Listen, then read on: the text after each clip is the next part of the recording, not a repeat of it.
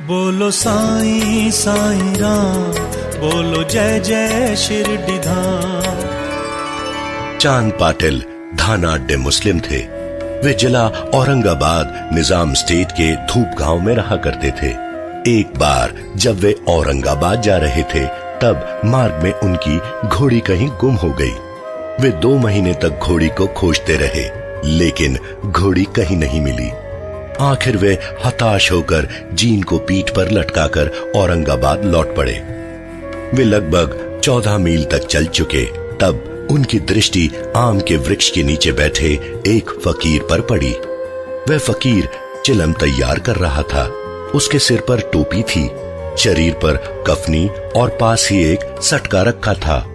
चांद पाटिल जब तक फकीर को देख रहे थे तब तक फकीर ने संकेत करके उन्हें अपने पास बुलाया।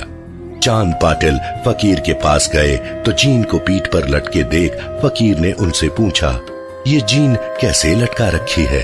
तब चांद पाटिल ने हताशा भरे स्वर में कहा, क्या बताऊं, 2 महीने पूर्व जब मैं औरंगाबाद जा रहा था तब मार्ग में मेरी घोड़ी कहीं गुम हो गई। बहुत खोजा लेकिन नहीं मिली। यह जीन उसी की है। फकीर ने पाटिल के प्रति सहानुभूति पूर्वक कहा, जरा नाले के आसपास भी ढूंढकर देख लो, हो सकता है यहीं कहीं चर रही हो।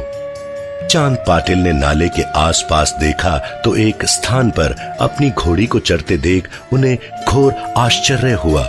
उन्होंने अनुमान लगाया कि यह कोई सामान्य फकीर नहीं, कोई पहुंचा हुआ फकीर है। घोड़ी को साथ लेकर जब पाटिल फकीर के पास पहुंचे तब तक फकीर ने चिलम भरकर तैयार कर ली थी। चिलम तो तैयार थी, लेकिन चिलम सुलगाने के लिए अग्नि व चिलम पर लपेटने के लिए साफी को गीला करने के लिए जल की आवश्यकता थी। ये दोनों ही चीजें पाटिल को वहां नजर नहीं आई।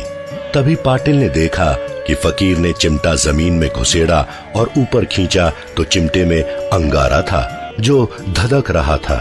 फकीर ने वह अंगारा चिलम पर रखा, फिर सटके से जमीन पर जोरदार प्रहार किया तो उस स्थान से जल का फव्वारा फूट पड़ा।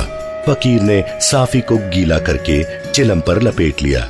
इस तरह फकीर ने पहले स्वयं चिलम पी और फिर पाटिल की ओर बढ़ा दी।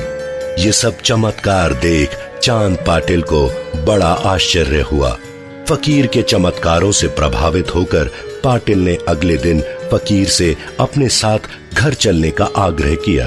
फकीर ने चांद पाटिल के आग्रह को ठुकराया नहीं, बल्कि वह पाटिल के साथ उनके घर गया और कुछ समय तक वहां रहा भी।